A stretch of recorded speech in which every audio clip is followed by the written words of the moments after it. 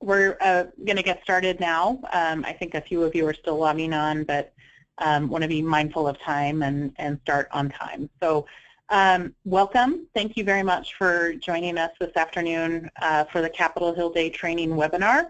My name is Abbie Evans. I'm the Senior Director of Government Relations for Mentor, the National Mentoring Partnership, and my colleague Adrienne Alicea and I are responsible for managing and facilitating the Capitol Hill Day event that's part of the National Mentoring Summit, and we're just so happy to have this opportunity available to all of you, and that so many of you have decided again to sign up and participate. It's wonderful. I think the best part of Hill Day is that we're kind of synthesizing the knowledge and experience and passion all of you have for mentoring from whatever lens you're coming from, and we'll carry that energy with us onto Capitol Hill on February 1st, and we're really excited to have another great and successful event at that time.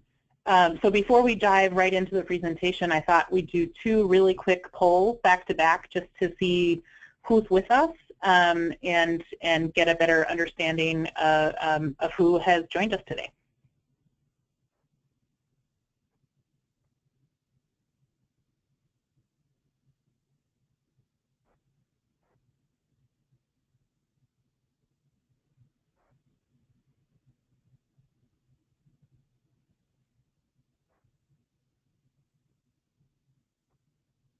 Can you see the results there, Abbie? Oh, yeah, I can. I'm sorry. I didn't have that little chat open. So great. So this is exactly what I expected. The vast majority of you did not participate in previous Hill Days, and that's either because you are new to the summit, which is awesome news in of itself, and some of you may have decided that you wanted to give Hill Day a try after being at the summit during the last 2 years and seeing all the excitement from your colleagues who did participate. So it's wonderful.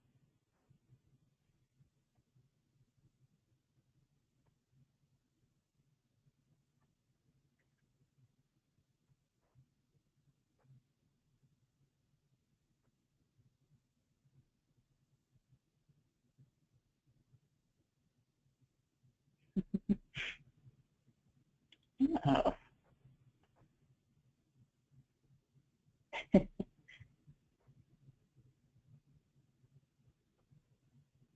Awesome. Into this poll, 50% of you indicated that you have 3 or more years experience with advocacy-related activities, maybe other fly-in events like Hill Day, or just experience working with organizations doing advocacy, and that's awesome. So knowing that we have about half of you on this webinar who have some experience means that you'll be able to support those of your colleagues during Hill Day who have less experience. There's about 1/3 of you on this call who say they have no experience.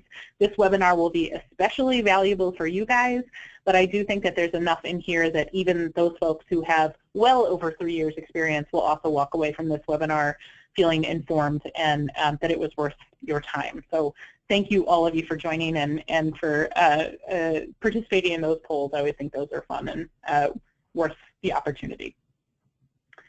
All right, so we will move right along.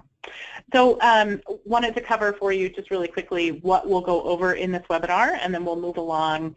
I think it's really valuable to talk to you about what we think the goals for Capitol Hill Day are. We'll certainly cover the logistics from everything about, including how you'll get to the Hill, what you should wear, what you should do before you come to DC to prepare. We'll talk about the bills and issues that Mentor will encourage you to talk about when you're during your Hill meetings, but definitely want you guys to prepare to talk about things that are much more important to you back home. That's the most important thing. And then, of course, at the end, which I hope is the most valuable piece to all of you, we'll do a Q&A. Throughout the presentation, you're welcome to enter your questions into the question box on the side of your screen, and my colleagues will help me kind of capture and answer as many of those as possible. But if you'd also like to ask questions, you can, when we get to that point, you'll be able to kind of use the raise your hand function, and we'll call on you, and you can ask the question live so we can have a bit of a dialogue. I am happy to stay on this webinar as long as there are questions to be asked. I really want this to be valuable for all of you, so we'll go ahead and get started, and please don't be shy. There is no such thing as a silly question. We'll take all the questions you got.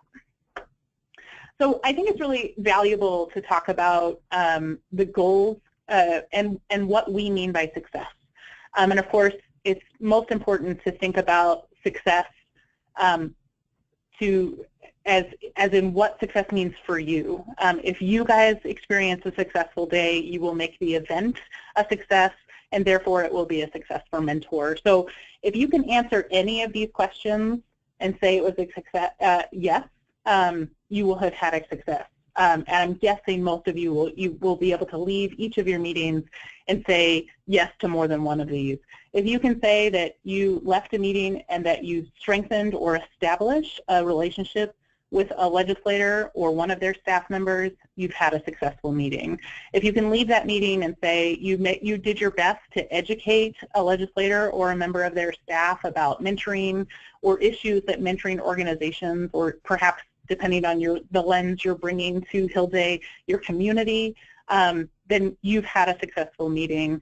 If you've left that meeting and you know you did your best to encourage a member of Congress or their staff to support a bill or an issue that's important to mentoring and youth development, you've had a success.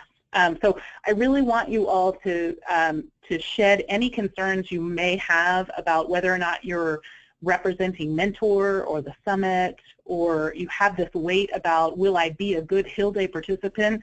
Please don't worry about any of that, because I think that, first of all, you guys already have the knowledge to make your event, your meeting successful in of themselves. But I want you to think about what you need to get out of this, and if you can answer yes to any of these things, and I know you'll be able to, you'll have had a success, and that means it's a success all around. Over the next two slides, we're going to go over the agenda items for the training dinner on January 31st, and then, of course, for Hill Day itself, which is February 1st. As most of you should know by now, we have an in-person training on the evening before Capitol Hill Day that happens to be Tuesday, January 31st this year. The training will be from 5:30 to 7. So for those few of you who answered yes to the poll question earlier that you had participated in Hill Day in the past, this is a condensed time, and we did that on purpose. We wanted to give you guys a little bit more time that evening, for those of you who have traveled far, to turn in early if that's what you want, for some of you to be able to go out and have dinner and celebrate with friends and colleagues. So that means we have a bit of a condensed agenda, so I'll just ask you now to be prepared to show up on time, and so we can get right to it, and everyone has an opportunity to both hear what's in the training dinner, training presentation, and also to get all your materials and have time for us to ask questions. So the training dinner is hosted again this year at the Summit Hotel. That's the Renaissance. We'll be in the basement level in one of those ballrooms, and we'll have plenty of signage out, so you'll be able to find your way. And the purpose of this is to have an in-person opportunity to go over in greater detail some of the items I'm going to cover in today's webinar. And we seat all of you by state, and we do that very much on purpose so that for some of you, that will be the first time that you meet your state colleagues who are doing Hill Day with you face-to-face. So it's an opportunity to network and plan. There's a few of you out there who will be the sole representative for your state on Capitol Hill Day. And first, I want to say congratulations and thank you to those of you who are doing that. We'll make sure to group smaller state delegations together so that you can all sit and enjoy the evening and plan together about how you're best going to tackle those meetings the next day. The other really valuable piece of the training, in addition to having a bit of a more detailed conversation about issues and logistics, will be that that's where we hand out your materials and your Hill Day t-shirts, which is always fun. This year, we'll be serving heavy appetizers and beverages. I'm told that the menu is hearty enough that many of you will probably leave there feeling filled.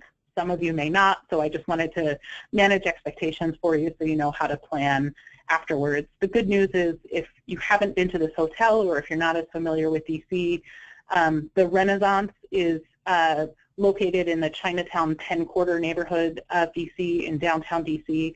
There are literally dozens of restaurants within walking distance, so there will certainly be no lack of opportunity or options.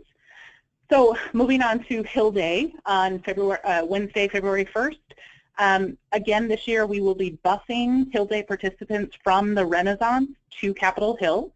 The first buses will begin boarding at 8 a.m. I believe we have scheduled the last bus to depart the hotel no later than 8:30, so I definitely encourage you to be there on time.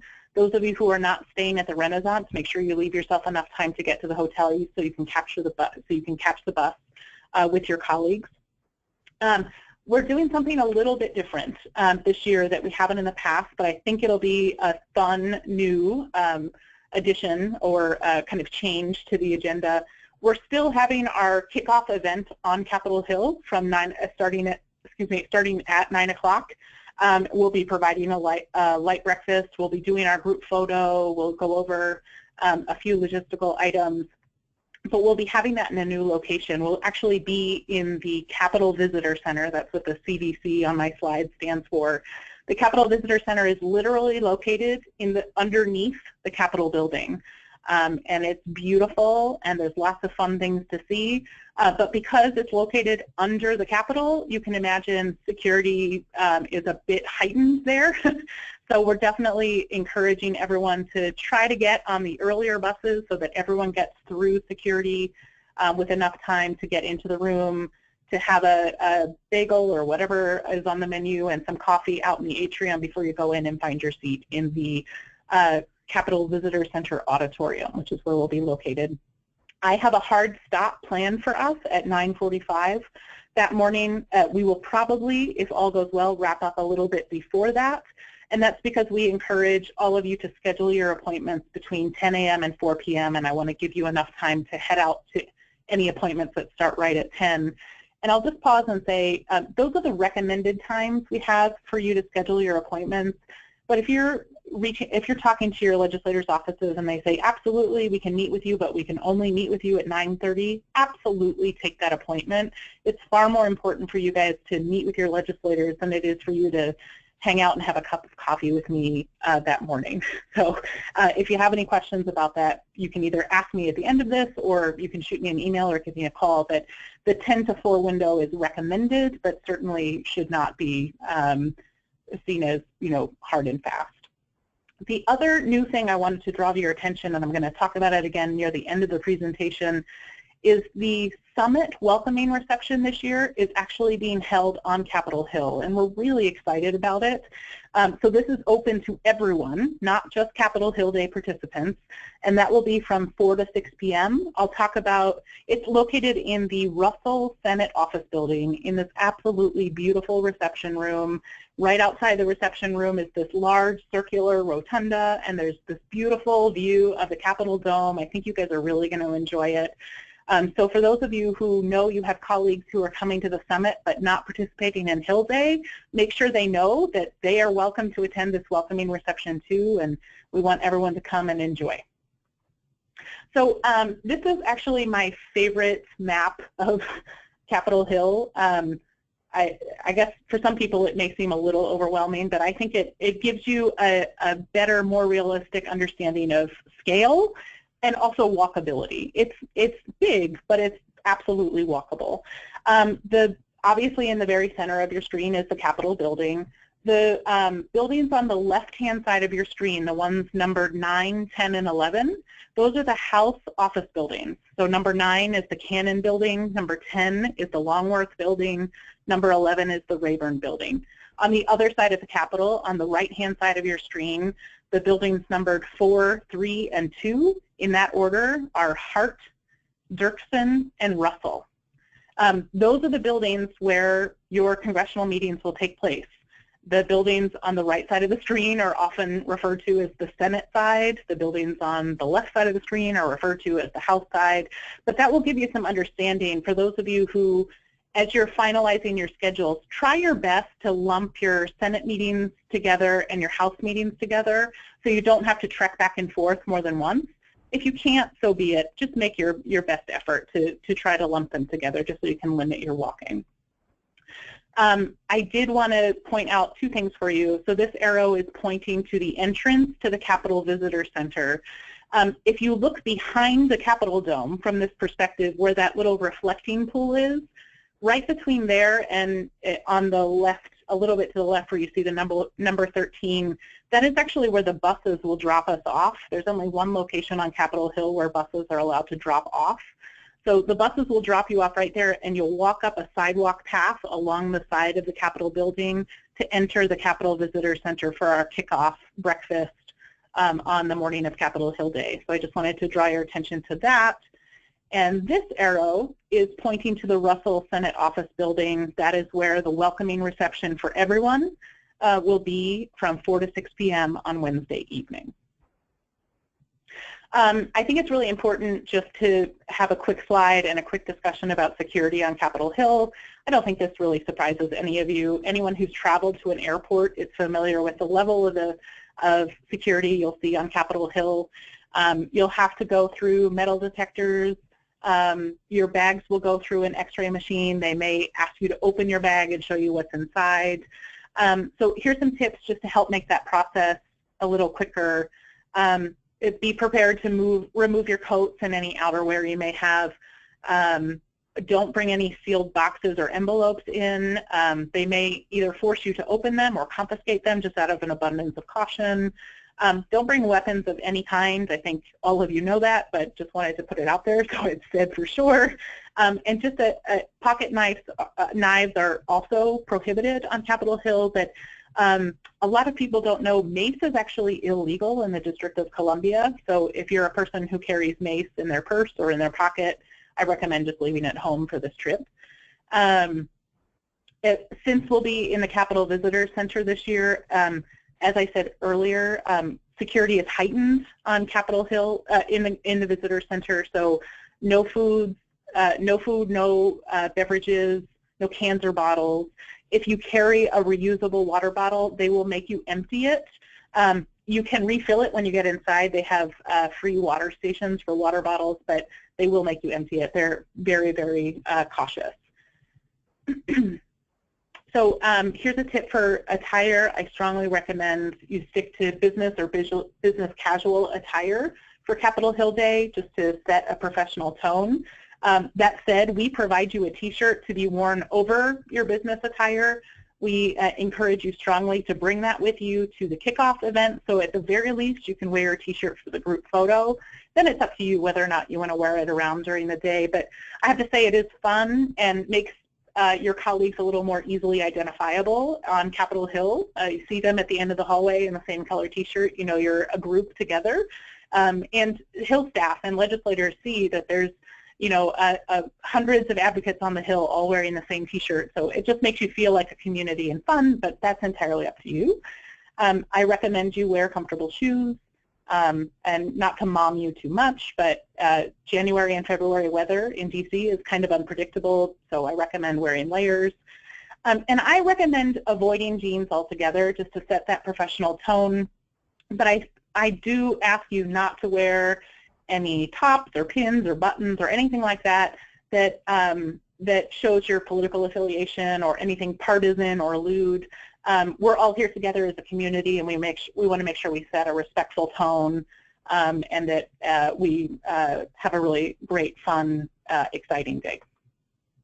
So I think it's always fun or important to kind of pause and think about why advocacy even matters. And I think that's because I get asked a lot, I should say, that how can you possibly work with members of Congress or politicians? Congress doesn't get anything done. What's the point? And the point is that the very people who need to be educating members of Congress and their staff and other legislators too, elected leaders too, not just members of Congress, are the ones who actually know what they're talking about, and that's exactly who you are. You guys are the knowledgeable, experienced, passionate advocates for young people, for mentoring, and you need to be the ones to tell the story, to make sure that legislators understand on an emotional level why supporting youth with mentoring and other youth development support systems matters. Really make what can sometimes feel like tangible issues real for legislators and their staff. Perhaps I've convinced you that advocacy matters, and the fact that you've signed up for this webinar tells me that you think it probably already does. Why should you participate in Capitol Hill Day specifically? Well, I think the most obvious reason is because you've signed up for a conference. You've shelled out your own money to attend a conference with 1,000 of your colleagues to get better at what you love and you do, to receive some instruction and training and support around issues that matter to you. So let's take advantage of that passion, first of all. But also on I guess a little more pragmatic level, in-person advocacy, those one-on-one conversations in a member of Congress person's office are the most effective forms of advocacy. It's conversational. You can see what sort of reaction you're getting from a legislator or their staff. You can correct any misunderstandings. You can answer any questions. And you can also, hopefully, ideally, get some sort of response to a request, whether that be to co-sponsor a bill that I'm going to talk about in a second, or respond affirmatively to we would love to have you come tour our program, or come participate in a fundraising event we're doing for mentoring in our community. Get some sort of reaction, and it's harder for someone to dismiss you when you're sitting in front of you. Doesn't mean you'll get the answer you want, but those in-person conversations are just more human because you're sitting face-to-face and you're looking at each other. So Capitol Hill Day gives us this great opportunity where there's already passionate, dedicated people coming together on an issue they share this energy around. So why not funnel that into an educational opportunity and participate in Hill Day and educate our elected leaders. So I wanted to talk a little bit about the materials that Mentor will provide to all of you when you come to DC. We will hand these out at the training dinner on Tuesday evening on January 31st. You will get one folder for every scheduled congressional appointment that you've told us about. And I'm going to pause here and remind you that you are required to submit all of your confirmed congressional appointments by Friday, January 27th. We've been sharing, whether you've been getting emails from me or the state captain from your state, they should have been sharing a Google Doc with you to submit your meetings, unless they're the one collecting the meetings. If you have any questions about that, just let me know. But we need you to submit all of your scheduled appointments so that Adrienne and I prepare enough materials for you. You will receive one folder for every confirmed meeting, not for every participant. So if there are 5 of you from your state and you have 4 congressional meetings, you will get 4 folders. The only way you will get more than 4 folders is if you tell me you need more folders. So one of the options on that Google form is to check whether the meeting is confirmed or pending. If you do not confirm your appointments by Friday the 27th, please still submit a form and just check pending. We will provide those materials just in case. Worst case scenario, if you never confirm an appointment with a specific legislator, it just doesn't work out for whatever reason, you could always drop off a folder when you're on Capitol Hill and say, hey, I'm sorry we weren't able to schedule an appointment, but I just wanted to leave these materials for Representative so-and-so or Senator so-and-so. Here's my business card. I'd be happy to talk to someone at another time. That doesn't hurt. That's a great thing, actually. That's a great advocacy tool. So inside the folder, Mentor will have a few items on one side, on the left side of the folder. We will leave the right side of the folder 100% empty for you guys to fill with your own materials. I'm going to talk to you about some things that Mentor hopes that you raise while you're in your meetings, but at the end of the day, these are meetings for you to talk about the mentoring issues that affect your program, the young people you're working with, your community, your state. So it's much more important, far more important for you to be able to talk about what's happening back home than it is for you to talk about what Mentor wants. So we'll just stick some materials on the one side to have there. If you get to talk about it, wonderful, but I don't want you to sweat that. I want you to prioritize your own issues. So we'll have a legislative summary sheet that you can leave behind. I refer to it as the leave behind summary on the slide. There'll be a flyer about Mentor, because not everyone on the Hill knows who we are or what we do. That way you don't have to answer that question if you can't. We will also provide to you a paper copy, a hard copy, of an invitation to attend the welcoming reception. We want to invite, I'll talk about this in a few minutes, but we want you to invite your members of Congress or their staff to come join you at the welcoming reception in the Russell Senate office building from 4 to 6 p.m. So we'll include one copy of that invitation for each of your confirmed appointments. You're welcome to leave that behind so staff know and legislators know that they can come join you. Just mingle for a few minutes. They can drop in for 5 minutes if that's all they have, or they can stay with you for the whole 2 hours, whatever works. We will also be providing to each of you, for each of your appointments, I should say, a feedback form so that we ask you guys to fill out just so we can get some understanding of how your appointment went, whether the staff or legislator indicated support for bills or issues, or if there's something we should follow up with them on. So that will be provided as well. So the next 2 slides are really things to think about before you come to DC and what to expect on the Hill. So before you come, I really want you to think about your message, what you're hoping to deliver, whether it's to inform them about your program. Maybe this is just an opportunity for you to let the local member of Congress know about a nonprofit organization that they don't know about, what you guys do, the community you're serving, how you integrate with what your desired outcomes are, whatever it might be. Know what you want to ask legislators to do. So I'm going to give you a few items that you may choose to ask, but I also want you to think about what you would like to ask of them. Maybe you want them to come tour your program or attend a fundraiser or something. You may have something entirely different. Think about what that ask is or asks are, and have that prepared. You definitely want to gather your facts, have your story in mind. You know, someone said to me recently, and it really stuck, that stories are disarming because they elicit an emotional response. And I think that's so true. And if you can elicit an emotional response, people hear, and what you say sticks a little better. So definitely think about how you can frame your work and your calling to that work in the form of a story, something with an emotional touch point. And then you can start now planning out your group strategy with your Hill Day colleagues from your state. You'll definitely be doing that at your tables at the training dinner on Tuesday evening, but it's not too early to start that. And of course, think about the materials you want to bring and make sure you have enough hard copies. So this is also something you can think about, you can start thinking about now and definitely want to discuss at the training dinner. During your meetings, don't forget to introduce yourself before you guys kind of jump into your issues. You know, I remember being on the Hill and having advocacy groups come in and folks who were so worried that they would forget something. That, you know, they had this list of issues or bills that they wanted to cover, and they forgot to introduce themselves and tell me where they were from or what organization they were representing. So don't forget. It sounds common sense, but in the heat of the moment, sometimes these common sense things slip away. Try your best to stay on topic, but don't completely ignore chit-chat as well. I think when you make a friendly connection with someone, they're more likely to remember you and the issues that you raise. Just be cognizant of time.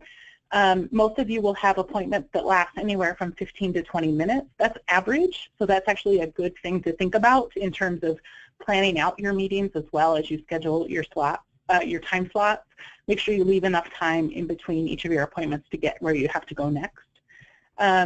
Obviously, leave time to tell your story. Try your best to get a commitment.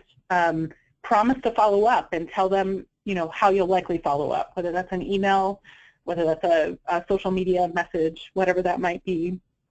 Try your best to allow time for questions.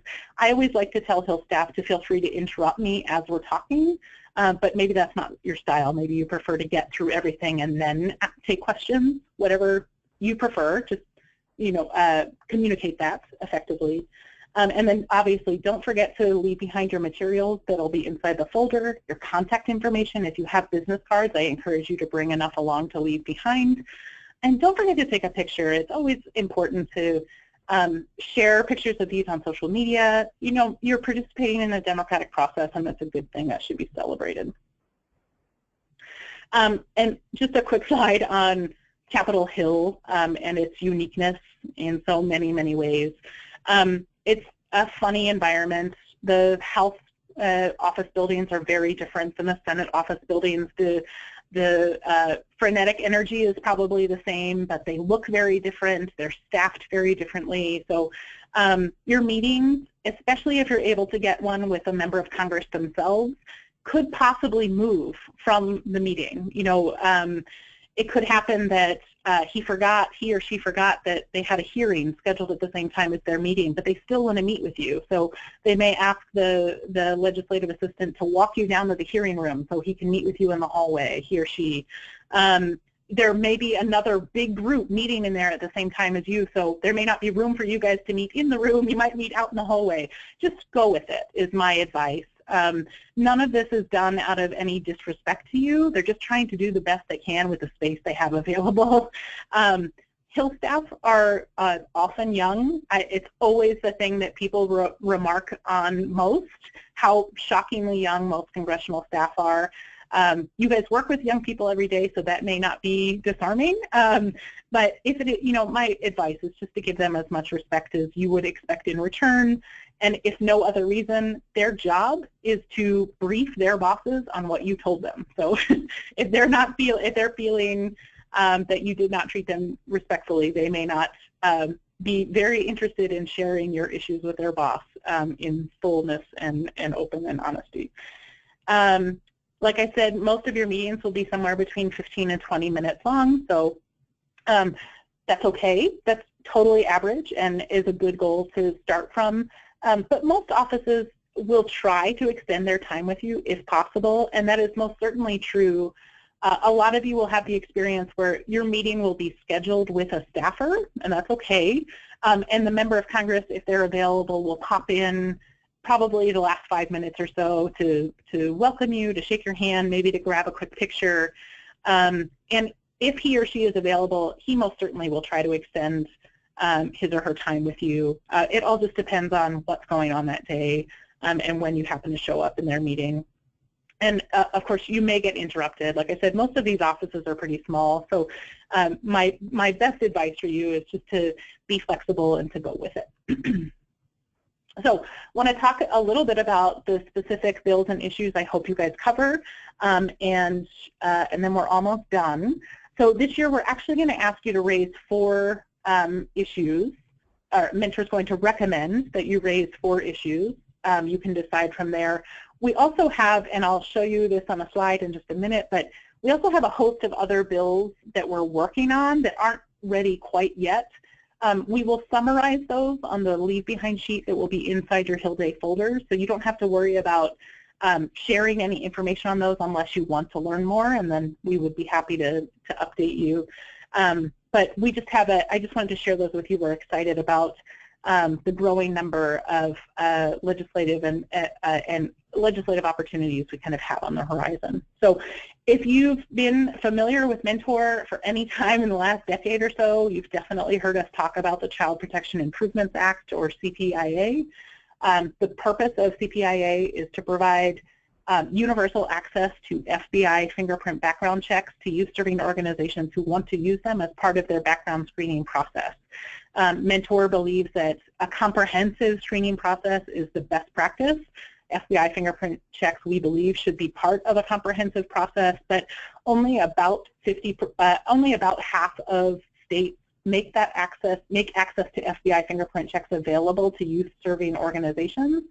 And in some states, they're available to some youth-serving organizations. For instance, maybe a large youth agency like the Y or Boys and Girls Clubs, you know, there might be a specific larger group that has access while others don't. You know, smaller faith-based mentoring programs, for instance, may not have access. So we want to make those universally available to any youth-serving organization who wants to use them. The bill is carries no taxpayer expense. It's what's called a budget neutral bill. It's already bipartisan, and it's not a mandate. So if you don't want to utilize FBI fingerprint checks, if CPIA becomes law tomorrow, you won't have to utilize them. It would just be an option that would be more easily available, readily available to you. You will notice on this slide and in the next few slides that we have TBDs listed behind the bill numbers. I'll give you a super quick civics lesson if you didn't already know. Every 2 years, start of every odd year, as in 2017, is the start of a new Congress. So we just started the 115th Congress. At the start of each Congress, all bills need to be reintroduced. So we are hurrying and encouraging and doing our best to get our sponsors to reintroduce as many of our priority bills as possible before you guys get here for Hill Day. So we will plug in bill numbers where we have them. If we don't have bill numbers yet when you guys show up, that's okay. You can still tell congressional staff about them. We'll just tell them the best way to either get a hold of us or the congressional offices who will eventually be introducing those bills. So stay tuned. We'll have as much of that detailed information for you when you come to the training dinner on the 31st. The next bill is just a call for general support of increased federal investment of quality youth mentoring. I think many of you on this call know that there is one federal grant that funds mentoring specifically that's actually housed in the Department of Justice in the Office of Juvenile Justice and Delinquency Prevention, or OJJDP, lots and lots of words there. We support continued investment in that grant. We will ask you to do that as well. One caveat, though, I want to add, if you currently receive any funding directly or indirectly from that grant, from the OJJDP Youth Mentoring Grant, I recommend you do not talk about this, just out of an abundance of caution. But if you have any questions about that, certainly reach out and we'll make sure that we talk you through what is probably the best strategy for you. The next bill is actually a bill that hasn't been introduced in a number of years, but used to be introduced in the past. So we're really excited that we were able to get it up and going and gave it a bit of a facelift this year. The Foster Youth Mentoring Act would provide grants to establish or expand mentoring programs for youth in foster care. Many of you are already doing this either strategically or just because those are the youth that your program touches. We definitely want to make sure that more opportunities to serve these youth are made available, and that's the intent behind this bill. As I said, the bill would allow grants to have recipients establish or expand existing programs, and they can also use their grant money, very importantly, to accurately train mentors to deal with the critical issues facing foster youth, which is always a very important thing. We believe we will have the Senate bill number available to you guys when you get here for Hill Day. We may or may not have the House number introduced, but certainly we'll be clear with you when you get here exactly about what you should ask. And finally, the last thing we're going to ask you to ask all of your members of Congress, your senators and your House members, is to join the Congressional Mentoring Caucus. Some of you may know that in the past there has been a House Mentoring Caucus. We're so pleased this year we were able to expand the definition of that caucus to allow for members of the Senate to also join. So it's now a bipartisan, bicameral caucus focused on youth mentoring. And it really just allows, as the summary says, an opportunity for interested legislators to come together to talk about issues relevant to and important to mentoring and youth development, and to work together to advance positive legislation affecting young people and mentors. So we are really excited. In fact, Adrienne and I were actually able to host the first briefing for this caucus, actually in December, technically before the 115th Congress started, but we did it early intentionally to make members of Congress aware of National Mentoring Month and how they could participate, to give them a heads up that advocates would be, hundreds of advocates would be on the Hill early in the new year talking about mentoring issues. So it was a great opportunity, and we definitely want to increase membership to the Congressional Mentoring Caucus this year. And as I said, we have a few other bills kind of on the back burner. Some are still very much in development stage. Others, we've actually started working on some legislative drafts. We're just not prepared to kind of share them broadly quite yet, although certainly if you have specific questions, reach out. And I just wanted to share those with you. So we're working on a bill tied to the benefits mentoring can have on students experiencing chronic absenteeism, making sure that they're showing up for school, that they're learning and graduating and going on to great things. Working with mentoring youth with disabilities and some of the challenges programs occasionally face in making the appropriate accommodations to work with children with disabilities and other opportunities. We're really excited to get that bill going. Still very much in development, but we're really excited about that opportunity. I know a number of you, including some of Mentors affiliates, have been doing work with commercially sex-trafficked youth. So we're working on a bill tying mentors to those victims. We've been in communications with some House members about an opportunity youth bill that would probably be focused on youth unemployment and the role mentoring can play to support youth who have been unemployed and keeping them employed.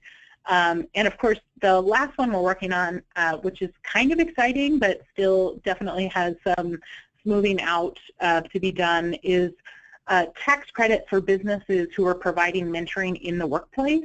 The idea being that if you expose young people to the workplace, they might be able to better understand why staying in school matters. One thing we're also exploring is whether or not we could also get a tax credit for businesses who are providing their employees paid leave to mentor during the workday. And so those are still very much in the works, but we're excited about all of those, and I think it really just demonstrates the growing number of opportunities we have to utilize mentoring for different desired outcomes, but how it can be, if the training and outcomes are clear, mentoring really can have a really tremendously positive effect for youth in a number of different ways. So we're just really excited. So I mentioned to you guys that I would come back to the welcoming reception at the end, and that's what I'm doing. Just wanted to remind you all that the welcoming reception is open to all summit attendees, not just those of you participating in Hill Day. The welcoming reception will run from 4 o'clock to 6 o'clock on February 1st. It will take place in the Kennedy Caucus Room, which is in the Russell Senate Office Building. That's on the 3rd floor of the Russell Senate Office Building. And we will have some information for folks, but you will enter from Constitution Avenue, take the elevator to the 3rd floor, or take the stairs to the 3rd floor. And as I said, it's in this really beautiful reception room. There's a wonderful rotunda right outside the room, this beautiful view of the Capitol Dome. I think you guys are really going to think it's special, and we're excited to move the welcoming reception for everyone to the Hill so everyone can experience the Hill. We'll be providing appetizers and drinks there. There will be a very brief presentation. We actually have a mentor-mentee pair who is going to speak, which we're very excited about. And I wanted to remind you again that congressional staff and their members are welcome to join you. So Mentor is actually going to be making all congressional offices aware of the welcoming reception next week. We're going to email invitations to every office. So they will get a heads up, and you will also have the hard copy invitation to leave behind at all of your congressional appointments on Hill Day. And you should remind them that they're welcome to come over. Congressional staff always like a free bite to eat. So invite them to come and mingle with you and get to know you a little better in a little more relaxed environment. And certainly this is an opportunity for you to relax and celebrate after what is inevitably going to be a just a wonderfully successful Hill Day. So, oh, that's right. One final thing. For those of you, especially those of you who only have 3 or 4 congressional appointments, if you're lucky enough to get them all kind of condensed in a block of time, you may have a good deal of time to, fill between your appointments and the welcoming reception at 4 o'clock. One of the things I would absolutely encourage you to explore, if this interests you, is getting a Capitol tour. You can call your members of Congress. I would pick one, not call each of them, but pick one of your legislators, call them, and see if they will provide you a staff tour. If they can't or they don't, that's okay, because you can also sign up to get a guided tour by the professionals at the Capitol Visitor Center. I've actually posted the URL on the slide, but you can just Google it, actually. Just Google Capitol Tour and all the information will come up. Obviously my tip is to make sure that it's not going to interfere with your Hill appointments, which is the whole purpose of Hill Day, but it really is beautiful, and if you have the time, I think it can be an added benefit to what is a really special day. So now it is time to hear from all of you. Let's see. I don't know, Adrienne, if you want to talk, maybe share a few of the questions we've been getting. Yeah, one of our first questions is, if someone is unable to attend the in-person training reception, will they still be able to participate in Capitol Hill Day? I think the technical question or answer to that is yes, but we want to strongly, strongly, strongly encourage you to come, even if you can only come for a little bit of it. We want to make sure you meet all of your state colleagues. We want to make sure you have your materials, and we want to make sure that you know what your role will be in the context of all of your colleagues. So technically yes, but I don't want people to think that they can all just skip this. This really is a required activity. So if you can make it, you should make it. How's that? Great. And then another person has asked, do we know who will be attending by states before we arrive to Capitol Hill Day? We have to connect with us. Yes, and depending who your state captain is, it's either me, Abbie Evans, or if you reside in a state that happens to have a mentor affiliate, someone from that affiliate, one of our mentoring partnerships, is your state captain. They have all of their state's attendees. I send them weekly updates. And for those of you who I serve as a state captain for, I am emailing all of you weekly in January. And attached to my email is the name and contact information for all of your state colleagues. If you have not received any emails from me or anyone else, another state captain, for instance, shoot me an email or give me a call, and I'll make sure to either pair you with your right state captain or to make sure that I have your contact information correct, and we will make sure that you have all your materials. Great. Someone also has asked if there are materials available electronically for a virtual Hill Day or a local Hill Day if they want to do outreach in their district offices. Yes, so we will be updating material. There is a Capitol Hill Day webpage on mentoring.org. I believe you go to the Take Action page and it will be one of the drop-down options. We will be updating materials on the Capitol Hill Day page between now and Capitol Hill Day. That will include the summary sheets of the legislative issues I've talked about today, the leave behind forms, and things like that. So I think you'll have everything you need to participate. And Adrienne has actually been, has taken control of the virtual Hill Day. So we will be emailing out information about virtual Hill Day closer to Capitol Hill Day to make people aware that they can participate from home as well. Great. And someone else would like to know, how do they submit their appointments to us? Excellent question. There is a Google form that, if you've been receiving email from me or one of your state colleagues, has probably been shared with you. We will be posting that on the Capitol Hill Day webpage probably later this week or early next week. So if you have not received it via email, you will at least be able to go onto the Capitol Hill Day webpage on mentoring.org, click on that link and enter your congressional information. If for some reason you can't find it next week, just shoot me an email and I will send it to you right away. Great. And someone else would like to know if there is a list that we have of members of Congress who have previously sponsored legislation related to what Capitol Hill Day participants will be talking about, so that they can tell them you've already sponsored this and talk to them a little bit more about it. Yes, we do. In fact, Adrian was responsible for putting that document together. That will be among the things that will be posted. That's a good point. I guess we can post that on the Hill Day webpage. I hadn't planned on it, but I think it's perfectly fine to do so. It will also be part of the supplementary materials that we hand you guys at the training dinner on January the 31st. Great. And a few other people would like to know, are they meeting with their elected officials as a collective meeting, or should they try to contact them individually for meetings? I think the best practice is to go as a group whenever possible. The caveat to that, that is most definitely the best practice for your Senate meetings with your 2 senators, because if you're from Louisiana, everyone from Louisiana has the same 2 senators. If you have a big congressional delegation and you want to split up your House meetings, that's worth exploring. But I think generally, if you can go as a group, that's always better. And whenever possible, and this is why I encourage you all to communicate together as you're scheduling appointments.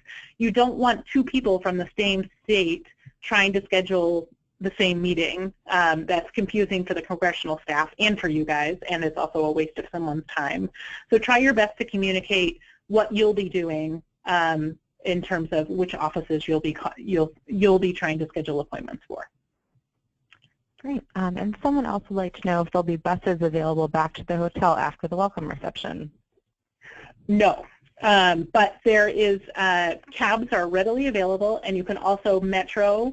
In fact, what is really great, because we're having a welcoming reception in the Russell Senate office building, you can walk about 2 blocks to the Union Station, catch the red line that takes you directly to the Metro stop that's 2 blocks away from the hotel. So Metro, the subway, sorry, I don't mean to use a word that might be confusing for you. Our subway is referred to as Metro here in DC.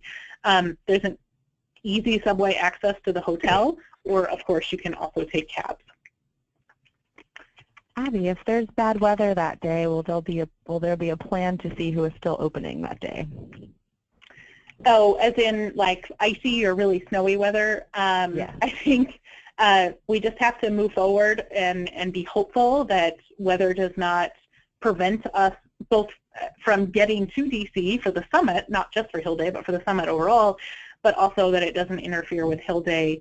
The truth is, whether, Hill Day is on a Wednesday, so most likely, assuming whatever ill weather might interfere with Hill Day would probably not come before Hill Day, it would probably affect day of, which means that members of Congress will have already been able to get to town. So if they are in town, they will be working.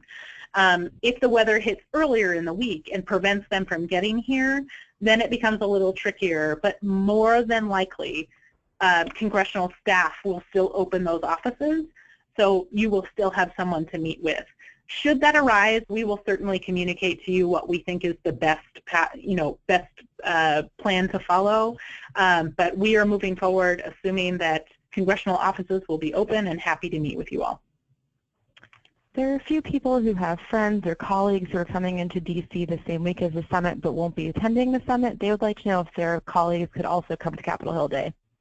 Yes, we would love to have them participate. And if they would like to participate, I would ask that you email me their first and last name, the state they are coming from, their t-shirt size, and whether or not they will be joining you at the training dinner on January the 31st. Please make sure to send us names of anyone who wants to participate, even if they're not coming to the summit, so we can have enough t-shirts, we can order enough food, all of that stuff. We welcome it. And that is especially true if there are any of you on the phone from the kind of greater DC area, Maryland, Virginia, Delaware. If you're within driving distance and you want to encourage some of your colleagues to join you or to bring some youth from mentoring programs in your area to join us on Hill Day, we totally welcome it. We just need as much information from you as possible so that we can prepare and plan. And those are all the questions so far. That's it. All right. Jen, I don't know, has anyone raised their hands? Do we have anyone who wants to ask a question? No, we don't have any raised hands. All right. Are there any other questions? Either does anyone want to raise their hands, or does anyone have any questions to submit that haven't been asked yet?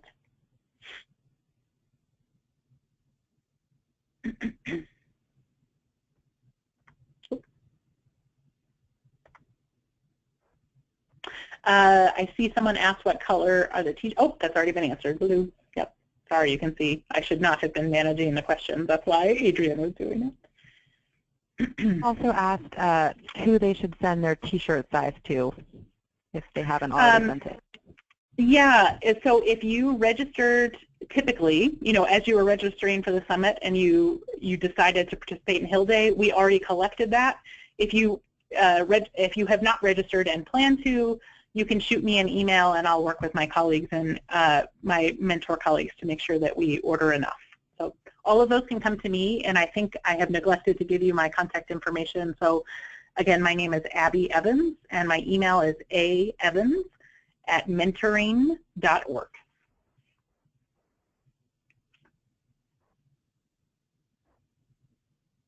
One more question. Someone would like to know what time they're taking the group photo.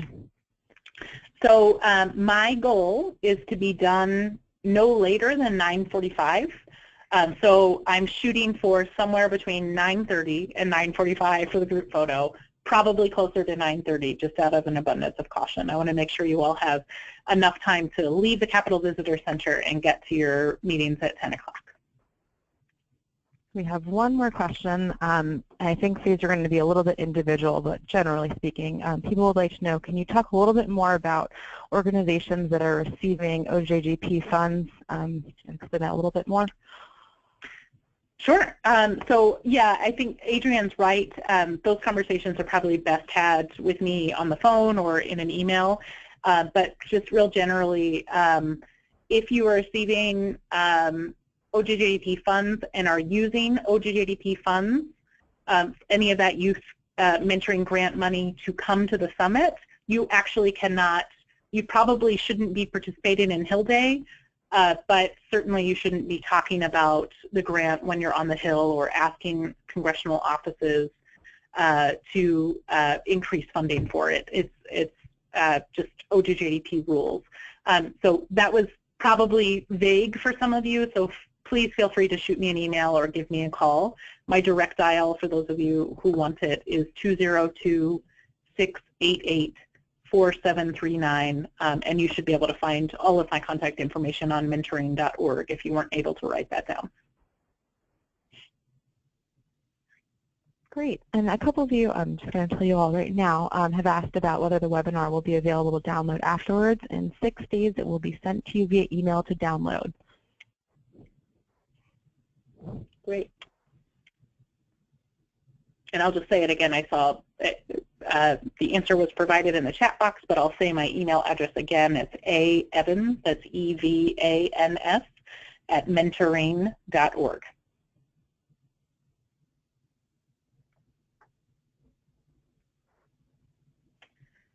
Any more questions, guys? Well, we'll hang on here for a few more minutes, but we're almost at the hour, which is pretty amazing that we finished right on time. I spoke a little longer than I intended, so I apologize for that, but I hope you found this valuable.